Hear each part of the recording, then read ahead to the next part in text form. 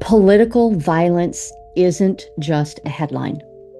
It's part of the DNA of the United States, and it traces back to the 15th century Doctrine of Discovery, which was issued by the Pope to give cover for people coming to the New World to enslave non-Christians and steal their land.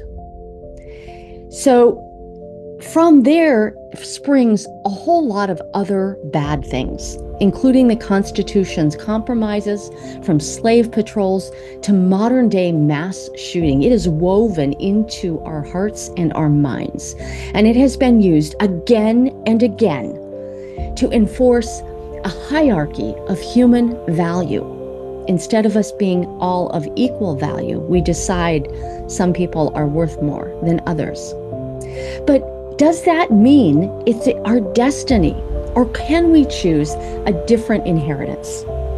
In this episode of Terrified Nation, we explore the long history of political violence in America and how we can pull it out by the roots.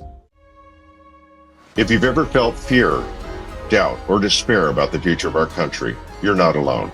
Terrified Nation is a podcast for those ready to face hard truths with open hearts. Hosted by Debilyn Molineaux, each episode explores how we can move beyond division and build a society rooted in care, courage, and connection. If this resonates with you, hit follow and leave a review on your favorite podcast platform. Now here's your host, Debilyn Molineaux. Welcome back to Terrified Nation. I'm your host, Debilyn Molineaux. In September of 2025, activist Charlie Kirk was assassinated while speaking at a campus event in Utah.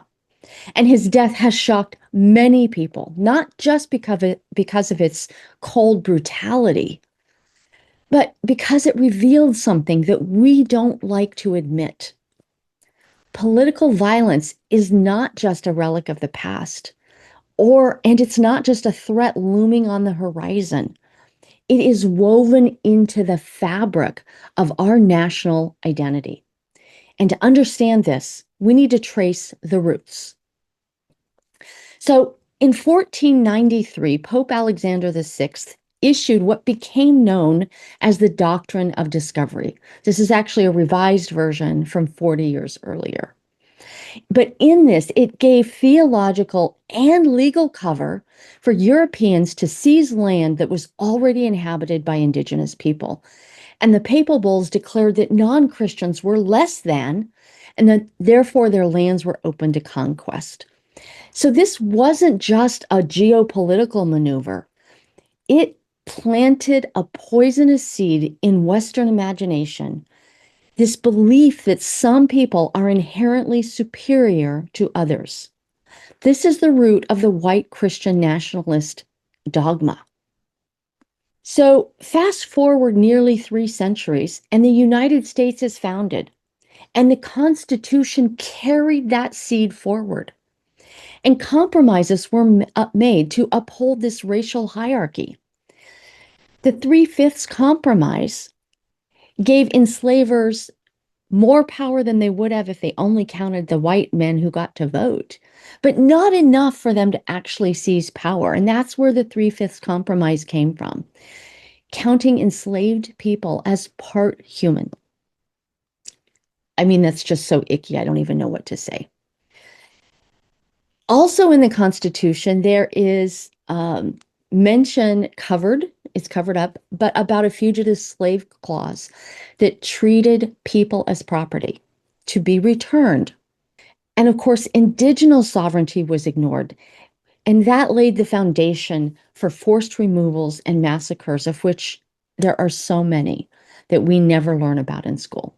These were not neutral choices. They were permissions and legal authorizations for state-sponsored violence. Slave patrols, lynchings, removal of Native Americans from their lands by the military. This was all in service to enforcing a hierarchy and expanding European whiteness. That was the standard of belonging that was set for us over 500 years ago. So as violence has continued generation after generation, we have to go back and look at what is the real history. In 1837, abolitionist Elijah Lovejoy was murdered for publishing against slavery. So much for that freedom of speech. After the Civil War, there were massacres in Colfax and Wilmington that terrorized and destroyed Black political power. Native people were massacred throughout history, but the final one, if you will, was at Wounded Knee, where over 400 men, women, and children were killed. And of course, in the 20th century, I mean, that was all before, that was 19th century. In the 20th century, violence struck whenever Black communities began to flourish. The Tulsa Massacre in 1921, the Red Summer of 1919. Do a little Google research. And of course, the Civil Rights era brought assassinations and bombing. Medgar Evers, the 16th Street Baptist Church, Dr. Martin Luther King Jr., Malcolm X. People have used violence forever in our nation to suppress people they don't like. And in our own time, here in the 21st century now, we have the Greensboro Massacre in 1979 and mass shootings, of course, which is how we typically receive it these days in Charleston, Pittsburgh, El Paso, Buffalo, Allen, Texas. Do I need to go on? There's a mass shooting almost every day. But across these 4, almost 5 centuries, violence has been used to enforce the same idea: the supremacy of some people over others, the dominion of man, or specifically European-centered man. And we often want to believe that white supremacy is only out there. It belongs to extremists and other people. But if we're honest, we have to ask, where does it live inside us? We've grown up in this culture that was set by papal decrees on human hierarchy. And we have benefited from that. This is not to cause shame for you and me. It is not, but it is to help us look clear-eyed into our hearts to see, where does this idea of supremacy of over others live inside our own hearts. Because in our unspoken fears, in the reflex to protect what is ours, we accept these subtle hierarchies as normal. And to live in peace, we have to root this out, not just from our systems, but from our own hearts and minds. Because what we all long for is really simple. It's dignity, a way to live securely and peacefully and in a community of belonging. But that dignity cannot be built on the subjugation of others. It only grows when everyone belongs. Everyone. So what can we do? Well, here are some steps forward. First, tell the truth about our history, not as isolated tragedies, but look at the continuous thread. Second, we can examine our own complicity and where do supremacy-based assumptions show up in our daily lives. I remember driving down the street one day and I had dark tinted windows in a state where it wasn't legal to have dark tinted windows. And I was like, yeah, it's okay. I'm a white woman. I'll get away with it. I was stopped and I did.